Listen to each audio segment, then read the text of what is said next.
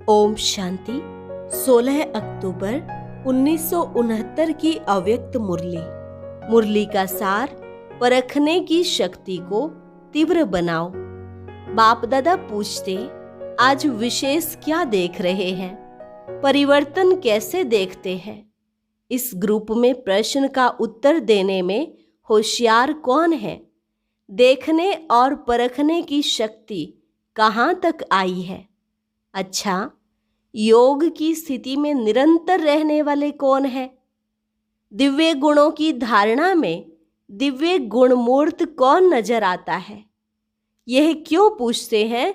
क्योंकि अगर परखने की प्रैक्टिस होगी तो जब दुनिया में कार्य करने अर्थ जाते हो और आसुरी संप्रदाय के साथ संबंध रखना पड़ता है, तो परखने की प्रैक्टिस होने से बहुत बातों में विजयी बन सकते हो। अगर परखने की शक्ति नहीं तो विजयी नहीं बन सकते।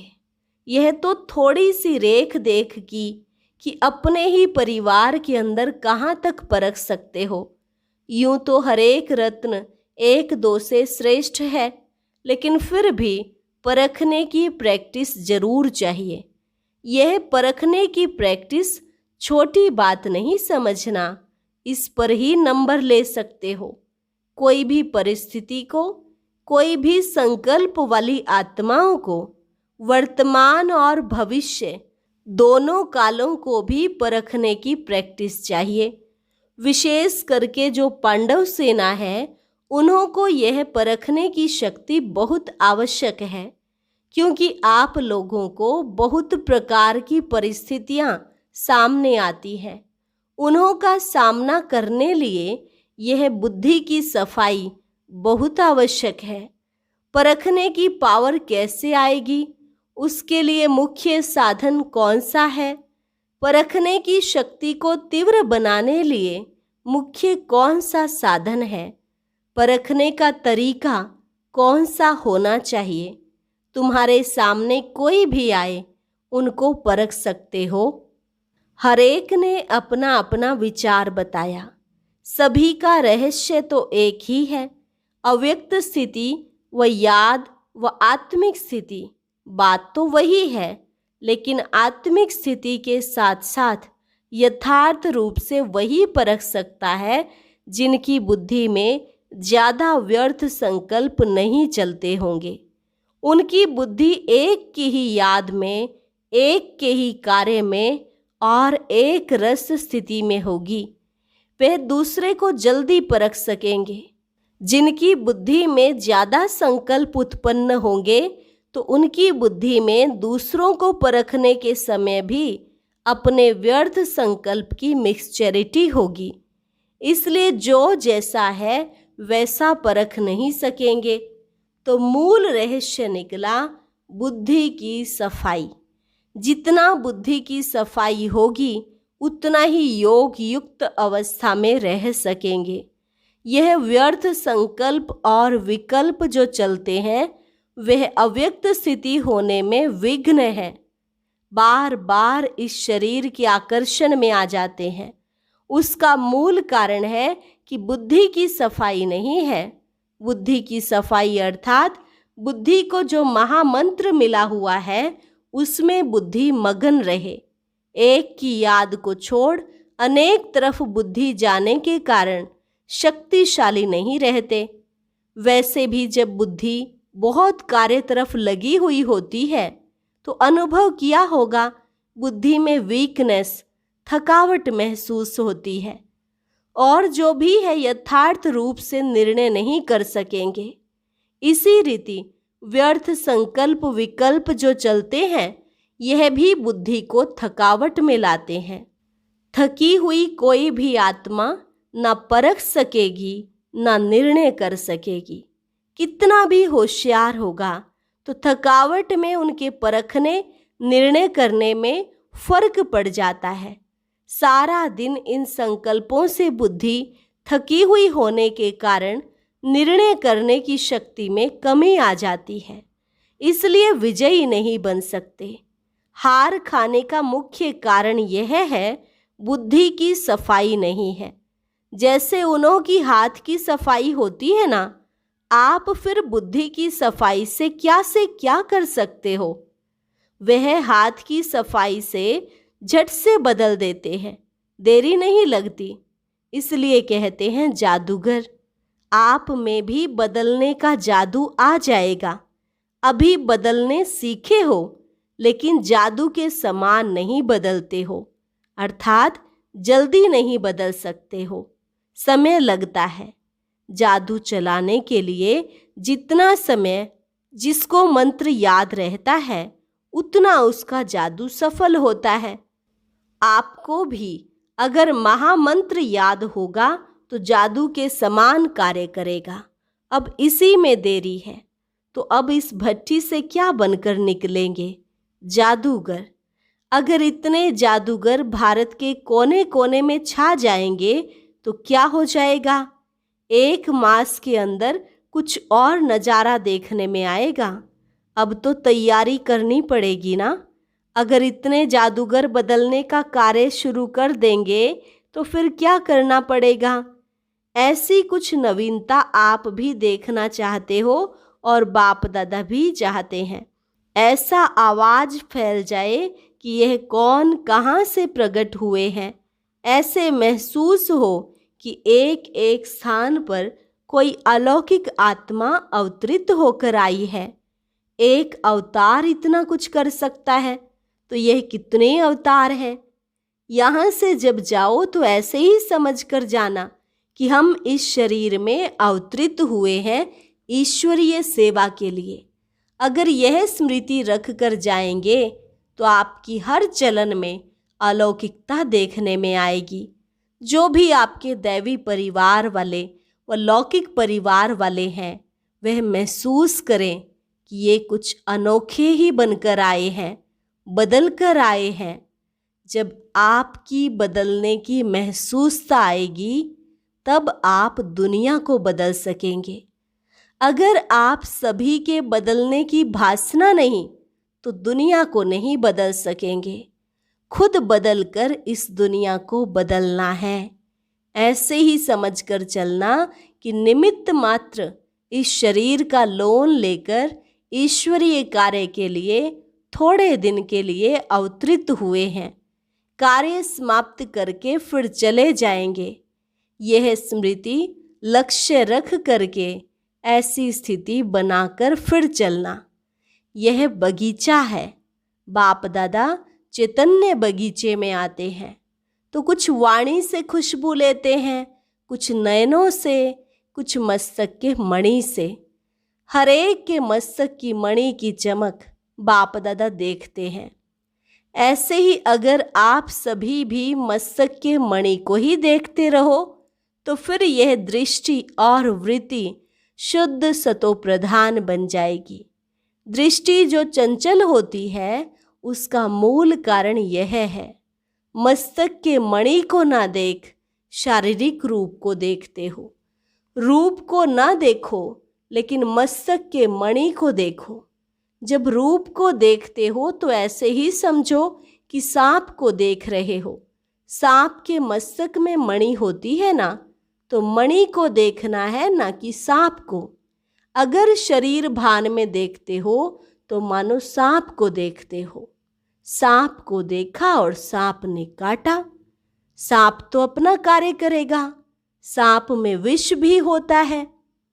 कोई कोई विशेष सांप होते हैं जिनमें मणि होती है।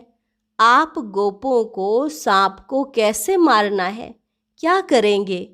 आप सांप को देखते हुए भी सांप को ना देखो, मणि को ही देखो। मणि को देखने से सांप का जो विष है वह हल्का हो जाएगा। अगर शरीर रूपी सांप को देखा तो फिर उनके बन जाएंगे, उन समान बन जाएंगे। लेकिन मणि को देखेंगे तो बाप दादा के माला के मणि बन जाएंगे। या तो बनना है सांप के समान, या तो बनना है माला की मणि। अगर मणि बनना है तो देखो भी मणि को। फिर जो यह कंप्लेन है वह बदलकर कंप्लीट हो जाएंगे, सिर्फ बुद्धि की परख से।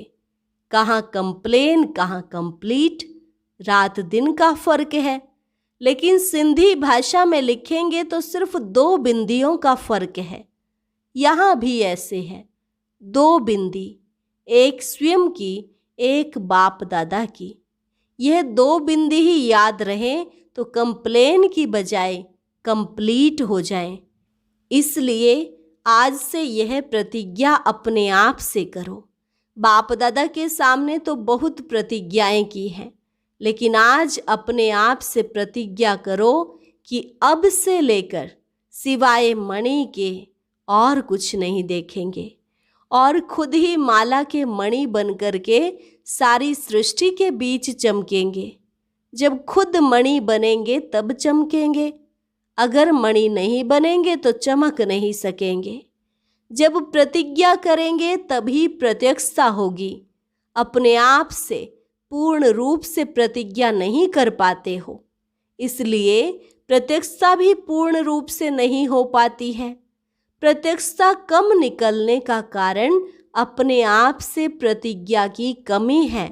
अभी अभी बोलते हो, फिर अभी अभी भूलते हो। लेकिन अब प्रतिज्ञा के साथ साथ यह भी निश्चय करो कि प्रत्यक्षता भी लाएंगे। पांडव सेना है ज्ञानी तू आत्मा, और शक्ति सेना है स्नेही तू आत्मा। जो स्नेही हैं वह योगी हैं। अभी तो एक एक पांडव के मस्तक में उमंग उत्साह झलक रहा है। यह उमंग और उत्साह एक रस सदा रहे। मेहनत जो ली है उसका फल दिखाना है। अगर मेहनत ली हुई यहाँ चुकतू नहीं करेंगे तो फिर सतयुग में वह मेहनत का फल देना पड़ेगा। इसलिए जो मेहनत ली है उसे भरकर देना। हर एक सेवा केंद्र से यह समाचार आना चाहिए, यह कुमार तो अवतरित होकर के इस पृथ्वी पर पधारे हैं। ऐसा समाचार जब आए तब समझो कि फल निकल रहा है। अभी ऐसी स्थिति की आवश्यकता है। जैसे बाप दादा लोन लेकर आते हैं ना, अभी तो दोनों ही लोन लेते हैं। थोड़े समय के लिए आते हैं, किस लिए? मिलने के लिए। वैसे ही आप सभी भी समझो कि हम लोन लेकर सर्विस के निमित्त आए हैं, थोड़े समय के लिए। जब ऐसी स्थिति होगी तब बाप का प्रभाव दुनिया के सामने आएगा। दोनों ही हिसाब ठीक किया है या लेने का किया है, देने का नहीं। 6 मास तक एक रस रहेंगे ना कि 15 दिन के बाद लिखेंगे? चाहते तो हैं लेकिन क्या करें, यह हो गया। ऐसी कोई भी कंप्लेन नहीं आए, फिर तो दीदी का काम हल्का हो जाएगा। आप खुद भारी होंगे तो सारा कार्य भारी हो जाएगा। बाप दादा की आशा कहें व शुद्ध संकल्प कहें, यही रहता है और रहेगा ही कि एक एक नंबर 1 हो। लेकिन सारे कल्प के अंदर जो अब की स्थिति बनाएंगे वह तो अब के हिसाब से नंबर 1 है ना। जो वास्तविक संपूर्ण स्टेज है, इसके लिए कह रहे हैं। सभी यही लक्ष्य रखें कि हम नंबर 1 जाएंगे। यह नहीं सोचना कि सभी कैसे नंबर 1 जाएंगे, इसमें महादानी नहीं बनना है।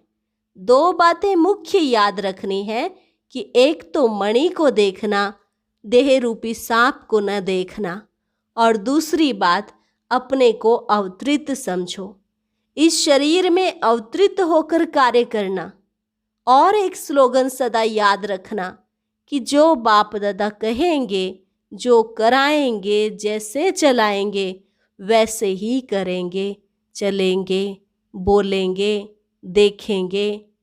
ये है पांडव सेना का मुख्य स्लोगन। जो कहेंगे वह सोचेंगे, और कुछ सोचना नहीं है। इन आँखों से और कुछ देखना नहीं है। आँखें भी दे दी ना, पूरे परवाने हो ना। परवाने को शम्मा बिगर और कुछ देखने में आता है क्या?